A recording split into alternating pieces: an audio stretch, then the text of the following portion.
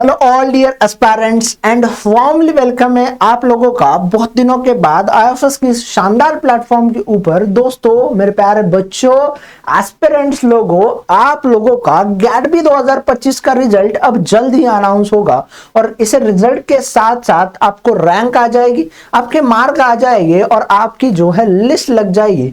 और फिर हर मेरा दोस्त, हर मेरा एस्पिरेंट्स, हर मेरा बच्चा चाहेगा कि उसको बेहतर कॉलेज मिले, बेहतर यूनिवर्सिटी मिले। तो इसीलिए आज आप लोगों के साथ मैं टॉप इंडिया के गैडबी के थ्रू 21 यूनिवर्सिटी को लेकर आया हूं। अगर आपको 21 टू 40 यूनिवर्सिटी की या 21 टू 50 यूनिवर्सिटी की अगर ऐसा ही वीडियो चाहिए तो मुझे कमेंट बॉक्स में जरूर आपकी राय शेयर करनी होगी। तो आज के इस वीडियो का सिंपल सा बाफंडा होगा कि आपके रैंक के अकॉर्डिंग या रैंक के साथ साथ आपको कौन सा कॉलेज मिल सकता है, कौन सी एग्जाम में, तो आपकी गैडबी 2025 की एग्जाम्स के साथ। तो चलिए दोस्तों, शुरू करते हैं आज की इस वीडियो को और जानते हैं कि आपके रैंक के अकॉर्डिंग आपको कौन सा कॉलेज मिल सकता है इस एग्जाम्स में। तो अगर पूरे लास्ट के 4 साल का पीवाईक्यू डाटा और सारी चीजों के मैं साथ जाऊं तो मुझे कुछ डाटा जो है इस तरीके से देखने को मिल जाएगा। तो पहले टॉप 7 कॉलेज की मैं बात कर सकता हूं या टॉप 7 कॉलेज की मैं बात कर लेता हूं।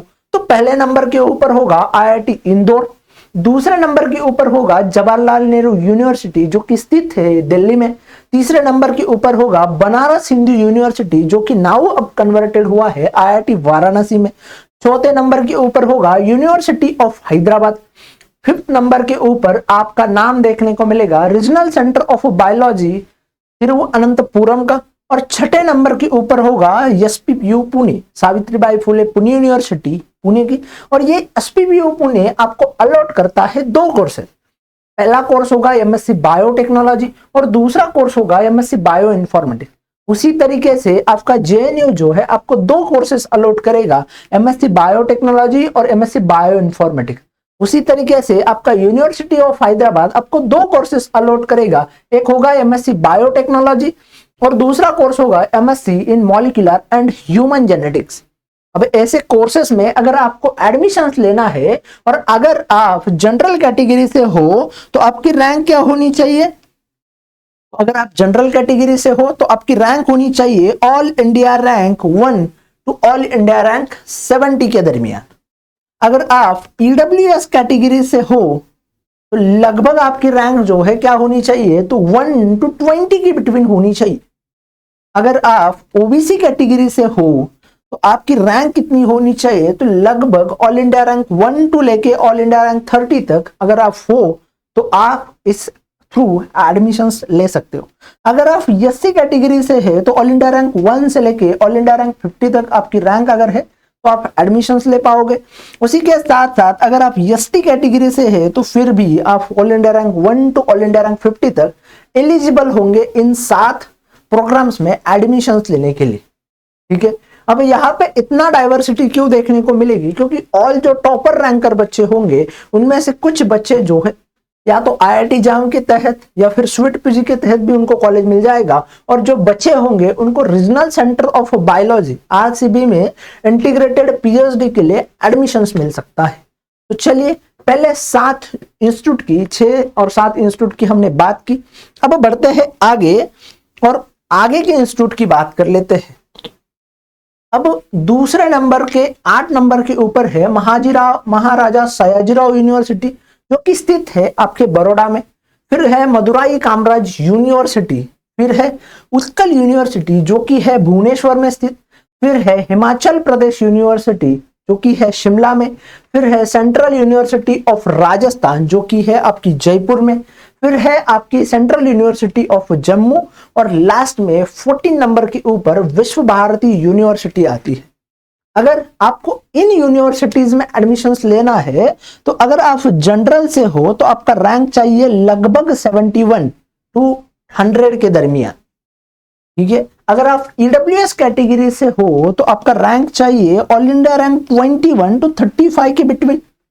अगर आप ओबीसी कैटेगरी से हो तो ओबीसी कैटेगरी के लिए रैंक चाहिए आपका all India rank 31 to all India rank 60। अगर आप एससी कैटेगरी से हो तो 51 to 80 के दरमियान आप यहाँ पे एडमिशंस ले सकते हो। अगर आप एसटी कैटेगरी से हो तो 51 to 80 ये सेम आपके लिए रहेगा। अब यहाँ पे रैंक जो है कम क्यों हो गया, तो इसका रीजन ये है मेरे दोस्तों कि जैसे जैसे रैंक बढ़ता चला जाएगा, 30-40 से ऊपर आकर आपका रैंक है तो एक रैंक के ऊपर लगभग 2-3-4 बार जो है ये 3-4 बच्चे जो है होल्ड करेंगे सेम रैंक को। बस इसी वजह से गैडबी का रिजल्ट में क्या आ जाता है, तो एडमिशंस में थोड़ा बदलाव आ जाएगा। इस तरीके का एक क्राइटेरिया हो सकता है, इस तरह की चीजें रहेगी। तो अगर आपका रैंक इनमें से मतलब आपके कैटेगरी के वाइज अगर आ रहा है तो आपके लिए सिंपल है कि इनमें से किसी एक यूनिवर्सिटी को टारगेट करके आपको क्या मिल जाएगा, तो एडमिशंस मिल जाएगा, वो भी बड़े आराम के साथ। चलिए उसी के साथ साथ अब बात करते हैं 15 नंबर से तो 21 नंबर की यूनिवर्सिटी तक।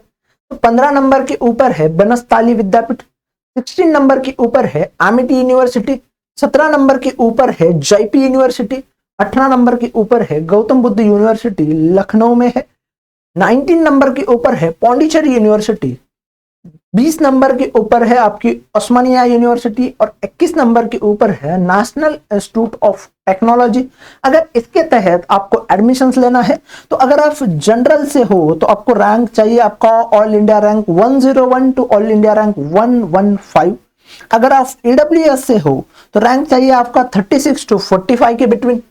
अगर आप ओबीसी से हो तो लगभग आपका रैंक चाहिए 61 टू 75। अगर आप एससी एंड एसटी कैटेगरी से हो तो ऑल इंडिया रैंक 81 से लेके ऑल इंडिया रैंक 130 तक, और ऑल इंडिया रैंक 81 से लेके ऑल इंडिया रैंक 130 तक एससी एंड एसटी का एडमिशन को, एससी एंड एसटी कैटेगरी के बच्चों को एडमिशंस इसके तहत मिल सकता है। तो एक जनरल थ्योरेटिकल ये आइडिया होने वाला है आपके रिजल्ट का। अभी थोड़ा इंतजार कर लेते हैं रिजल्ट लगने का, और फिर जो है आपको इसी तरीके से आपके टारगेटेड यूनिवर्सिटी आपकी होनी चाहिए। चलिए दोस्तों, तो उसी के साथ साथ आईएफएस मतलब 100% रिजल्ट की गारंटी है। और बात रहती है आईआईटी जाम 2025 की, तो आप all India rank 1, all India rank 3, all India rank 4, 5, 6, 7 और 8 ये बच्चे आप यहाँ पे देख पाओगे। उसी के साथ साथ डबल डिजिट में लगभग हमारे आईएफएस के 20 से ज्यादा बच्चे क्वालिफाई हुए हैं, यानी कि आईएफएस मतलब 100% रिजल्ट।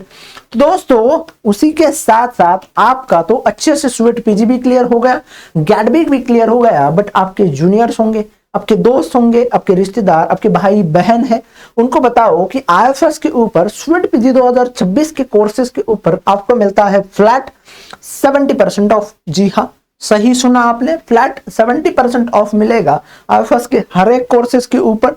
उसी के साथ साथ इन कोर्सेज में पूरे सिलेबस को कवर किया जाएगा, एक्सपर्ट फैकल्टी के लेक्चर होंगे, एसडी क्वालिटी वीडियो लेसन होंगे, PDF note and practice questions होगी, और बहुत सारी चीजें आपको एक साथ मिलेगी। तो उसी के साथ उसके अलावा इन कोर्सेज के ऊपर आपको मिलता है फ्लैट 70% ऑफ दोस्तों।